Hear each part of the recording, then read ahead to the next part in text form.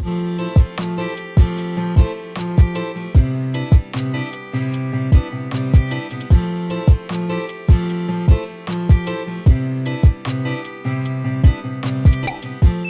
guys, Nardino TV here and we are back with another video. So another day, another reaction video tayo, no guys.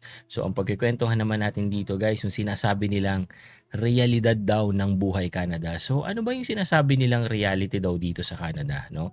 So again, yung isi-share natin is experiences po ng ibang mga kababayan natin dito sa Canada. Hindi ko po sinasabing mali yung kanilang na experience o yung kanilang sharing. Yung mga reaction po natin dito is based naman ho on my experience. So kung kayo ay meron kayong um, ibang experience at hindi tugma doon sa mga sinasabi ko or doon sa sinasabi nung nasa video, pwede ho kayong mag-comment sa ating comment section para naman po ma-discuss natin and ma-share nyo rin guys yung inyong unique experience dito sa Buhay Canada. So ano pang hinihintay natin? Simulan na natin to. Dito, it's not like parang Pilipinas eh. Kunyari, kung ikaw nag-Hong Kong dati, di ba, pag uwi mo, relax ka lang. Dito hindi eh. Kasi dito, all the bills, automatic, di ba? May life insurance, car insurance, rent, tuloy-tuloy yan eh. Yung comparison na yun kasi yung sa Hong Kong ba, ikaw ba ay talagang permanent na doon o ikaw ay nagtatrabaho lang? Kasi kung si kuya or kung ikaw naka-permanent resident ka na dito or citizen ka dito sa Canada, syempre talagang iba yung approach, 'di ba? Kasi kapag ikaw ay nasa Hong Kong lang or kung nasa ibang bansa lang na purely trabaho lang yung ginagawa mo, talagang hindi mo iintindihin yung mga ibang gastusin. Halimbawa sa Hong Kong, ikaw ay nagre-renta lang, wala ka naman talagang bahay doon. Hindi katulad kapag ikaw ay PR na dito or citizen ka na dito at may sarili kang property dito, syempre, iba na yung approach nun. Kumbaga, hindi ka pwedeng tumigil na kahit na may pera ka sa bangko, is kakainin lahat ng expenses mo yon. So you need to keep on working and working and working. Ganun kahirap ang buhay dito na people in Philippines like they're thinking na oh, ang sarap ng buhay ng Canada na ganitong kinakain nila, ganitong pinapasyalan nila. Okay. Marami akong nakikita nito guys no, na talagang kino-compare nila na sobrang hirap dito sa Canada, iba yung buhay natin dito, compare dyan sa Pilipinas, yung mga ganyan-ganyan. Okay guys, let's say pareho lang na ikaw ay nagre-renta rin sa Pilipinas at nagre-renta ka rin dito sa Canada. So hindi ba pareho lang din na nagbabayad ka ng renta, nagbabayad ka ng kuryente, ilaw, tubig, insurances, yung mga ganyan, hindi ba pareho lang? Kahit na sabihin mo meron kang pera sa bangko, guys, you will continue working. Right? So, para sa akin, yung reality, yung responsibilidad na meron tayo sa Pilipinas at yung responsibilidad na meron tayo dito sa Canada is kinda the same. Iba lang ng setup. Iba lang ng settings kasi ikaw ay nasa Pilipinas at tayo nandito tayo sa Canada. Pero kung titignan mo, they are all the same. Meron pa rin tayo mga responsibilidad na kailangan nating gawin. 'Di ba? At yung sabi niya na akala lang ng mga tao na nasa Pilipinas ang sarap ng buhay kasi we are posting this and that, yung mga pagkain natin, yung mga pinupuntahan natin. Well, for me, sa totoo lang, it doesn't matter eh. Let's say hindi pa sila nakapunta talaga dito sa Canada, no? So pag nag-post tayo, yung mga tao sa Pilipinas na hindi pa nakapunta dito sa Canada, syempre, wow, ang ganda naman, 'di ba? Yung mga lake, yung mga mountains, yung snow, ganyan kasi hindi pa nila na-experience 'yun eh. Kaya wow 'yun sa kanila, 'di ba? And it goes the same way yung mga nandito sa Canada na never pang nakapunta ng Pilipinas at may nakita silang post na galing ng Philippines like yung mga beach natin, yung weather natin na napakaganda, yung mga ganyan, 'di ba? Yung mga nandito sa Canada, ganun din na ang reaction. Wow!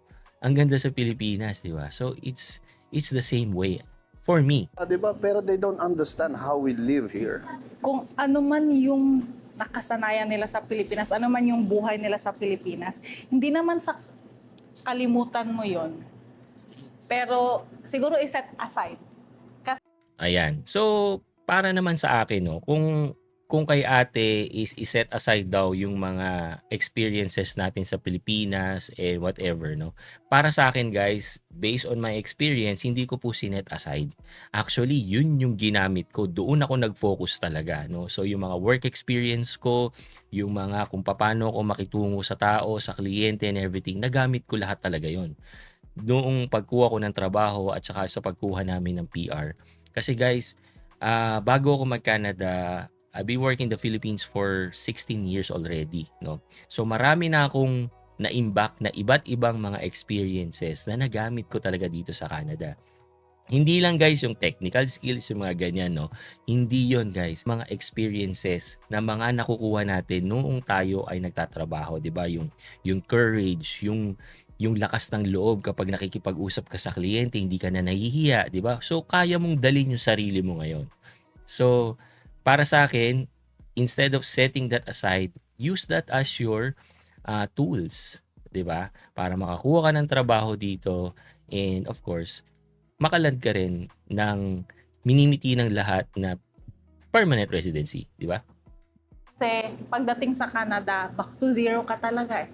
Kahit pa sabihin mo, mayaman ka sa Pilipinas, pagdating sa Canada, dollar eh. Dollar nga yung sweldo mo, pero dollar din yung mga bayarin mo, yung Back to zero. Alright. So, again, siguro hindi para sa lahat, no?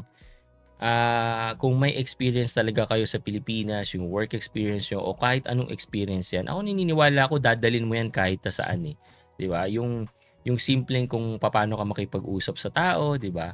So, hindi ka totally back to zero. Kasi nga, yung mga experiences mo, doon ka kukuha talaga ng lakas ng loob, di ba? Pero kung ang pinopoint talaga ni ate is yung back to zero na hindi mo nakukuha agad yung trabaho na ginagawa mo sa Pilipinas dito sa Canada, well, I will agree on some point, 'di ba? Kasi nga meron talagang trabaho dito sa Canada. Hindi pareho ang standards dito sa Canada. Kaya kailangan mo pang mag-level up ng konti para makabalik ka doon sa trabaho na gusto mo talaga. Pero again, that's not impossible, right?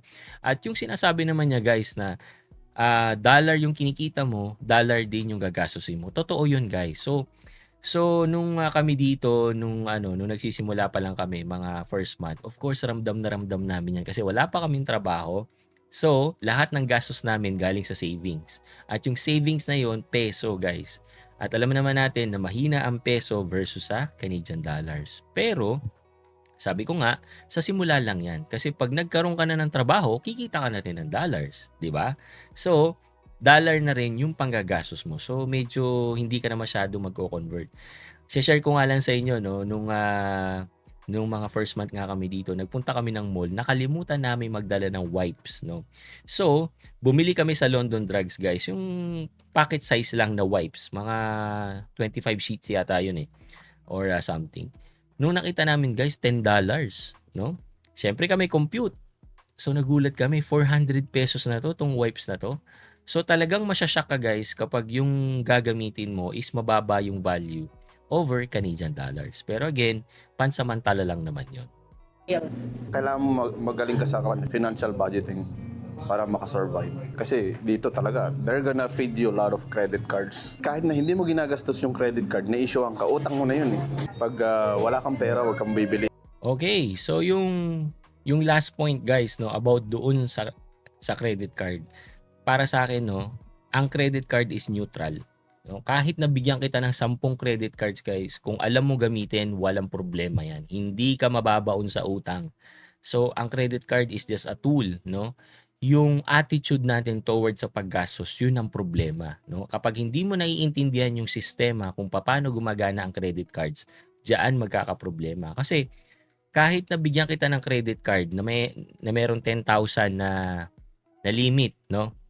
Sabihin natin, gumastos ka ng 5,000, dumating yung bill mo at hindi mo binayaran ng full yung 5,000, of course, magi-interest yan on the next bill, no? Pero kung ikaw, binabayaran mo ng full kung ano yung ginastos mo, wala kang magiging problema. Lalo na guys, marami din bangko dito na nag-o-offer guys na walang annual fee. Tama rin yung point ni Kuya na kung wala kang pambili, huwag kang gumastos, di ba?